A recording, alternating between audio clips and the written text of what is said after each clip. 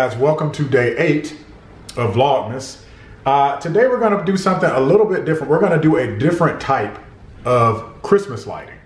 Actually, it's not Christmas lighting at all, but it does look good over the holidays. We're going to work on our landscape lighting.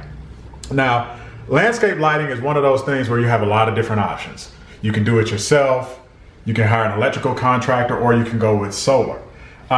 What we've been dealing with recently is we had our landscape lighting originally installed by professionals. So this is the control unit or the transformer that they put in, and this was years ago. So we've already got landscape lights out in the yard, but we wanted to add some additional lights. And we only wanted to add about 3 or 4 lights to the outside unit.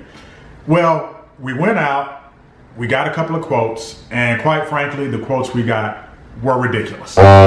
I remember many years ago, my wife did a whole video about her frustration with hairstylists and dealing with hairstylists. Well, here's my frustration on my rant about contractors. They show up, they overcharge you, they don't show up. They basically make it to where you almost have to do the job yourself, right? They make it so difficult sometimes to work with them. So that's what we're gonna do. We're gonna look at it ourselves. There's really 3 things we have to worry about that I'm gonna walk you through. One is installing this box or this transformer.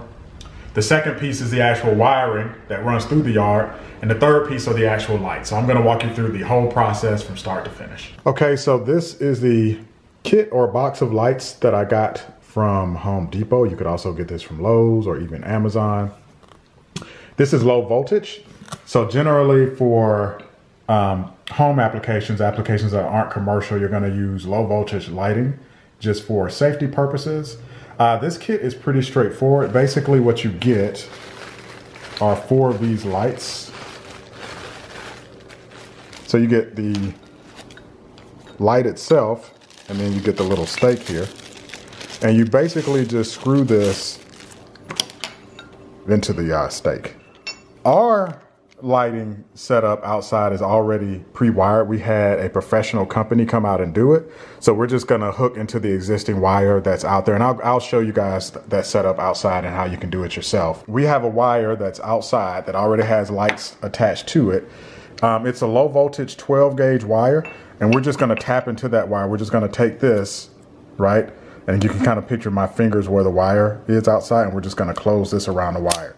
And it's gonna punch a hole in that wire and connect this light to the wire that's already out there that's semi-buried. You don't fully bury low voltage lighting.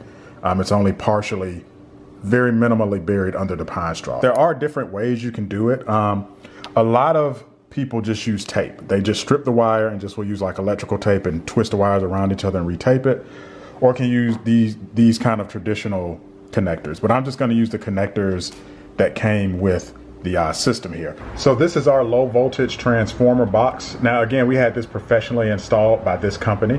This is an example of if you were to buy it yourself off the shelf at Home Depot of what it looks like. So this one is $75. It's a 200 watt. And this one's $150 and it's a 600 watt.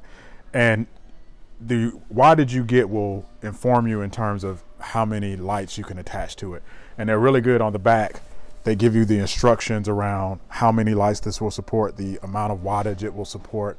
But you just want to be really careful and really diligent with this. Make sure you read the instructions very carefully, because obviously you don't want to cause electrical problems in your house. So this is something you may want to get professionally installed, but if you feel like comfortable enough from an electrician perspective to do it yourself, they do have the supplies, they've got the wiring down there and everything for you to be able to do it yourself. We could have called them back out here to add some additional lights, but after we got a few quotes from other companies, I just decided to do it myself because they charge way too much. So as I showed you, you can also buy these from Home Depot yourself. If you open it up, it's basically just transforming the voltage from the house into a lower voltage that then goes out into your yard. So you can put the little timer on here to time the lights. And the idea behind this is that you wouldn't want to plug outdoor lights directly into an outlet like this on a permanent basis, right? You want to have it go through this silver box, this low voltage transformer, which then we have a wire coming out here that goes outside that feeds the lights. Now this one obviously is in our garage, but you can also have this box outside. If you do buy one yourself and you don't want to try to do like this conduit and drill a hole to the outside, You can put it up against on a stake, a wood stake outside, or up against your wall outside, and it'll still work, right? These should be rated for outdoors. Get you one that is rated for outdoor usage, which just about all of them should be. So again, this is an example of a box that we actually have outside, which is fine. You want to get one that's rated for outside. And again, the whole purpose of this, we're not plugging the lights directly into the outlet, right? The box plugs into the outlet, and then this feeds any outdoor lights. And it pretty much is set up the same way. Put your little time in there so you can set, you know, the time that you want the lights to come on and off. One of the nice things too about outdoor lights nowadays is that you're going to see in the system that we use, it's LED lights, and LED lights use a lot less voltage and a lot less power, so they're a lot more safe for outdoor applications like this. So for the project we are doing, the lights are tied to this voltage box in the garage. And so again, the way it's set up is, this is the power for the house, just a regular garage outlet, right? The box is plugged into the outlet, and then you have a wire that comes out of here that goes outside that feeds the lights outside.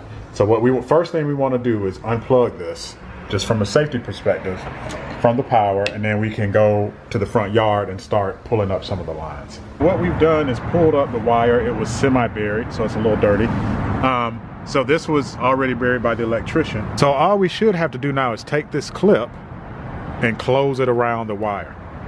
Because what this clip does, it has some prongs in it. You can barely see them, and that'll cut the wire, and you'll have metal touching metal, and it'll allow electricity to conduct to these lights. I'm just gonna test this first light.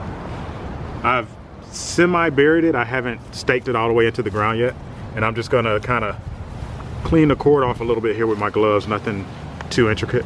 And we'll go ahead and close this around our cord. This is a 12 gauge cord, by the way, which is pretty typical of outdoor lights, and we'll just take it and snap it closed. So let's test our first light. Now, some of the boxes will come with a timer installed already. With this one, you just go and buy a little, you know, these little timers that you can get from anywhere that we use a lot around the house. So I'm just gonna unplug the timer from it and plug it directly in. And then we'll plug it back into the main power and see if we have our light come on. So it looks like we have success. Our light is on. Again, all we did was tap from the light into the wire here with our little clip that pierced the wire. You don't have to worry about positive and negative lines and ground wires and all that. This is just pretty simple. Just again, attach your clip and you're good to go.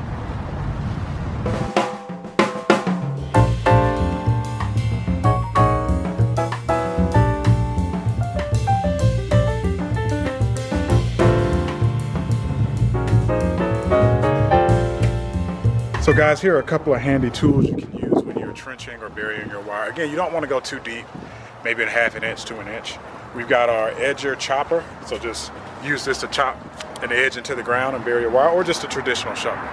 But again, don't go too deep, and obviously, if you've got wires or a sprinkler system out there already, you want to be careful not to hit those existing sprinkler system lines or electrical lines. Okay guys, so here is our finished result, and we may come out and make a few adjustments to the lights, but for the most part we're happy with it.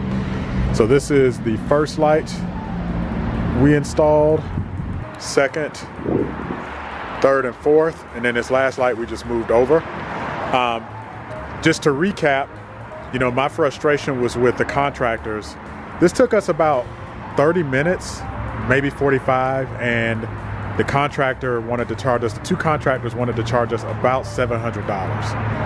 Now again, I didn't do the transformer box, but even if I had done that, that would have taken at most maybe another 30 minutes, maybe another hour or so to bury, if I had to bury a lot of wire. So you can do landscape lighting on your own. It'd probably take you about a couple of hours, you know, just depending on where you place the box, as opposed to paying someone where it would cost you potentially thousands of dollars. And I'm really happy with the results.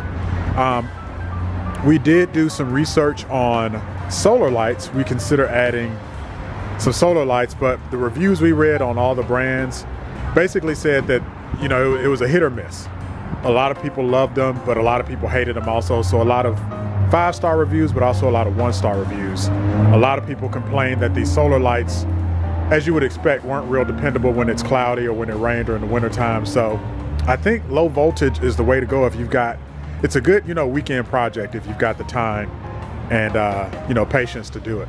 So I'm just gonna give you one final view and pan around the entire front of our house. You know, again, guys, I'm big on lighting. I've done, gosh, a lot of videos on lighting and the importance of it, not only for aesthetic reasons, but for safety and security as well.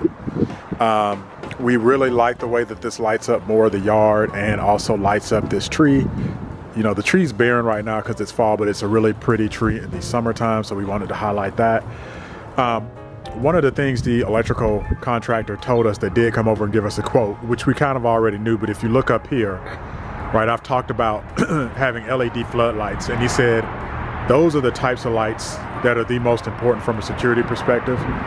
And as you guys know, I switched those out to LED, really bright LED, years ago and did a video on that. So make sure you're keeping those outdoor lights, those floodlights, up to date and lit. You know, put in some LEDs that are going to last you years and years and years, and you'll have a beautiful, secure lawn.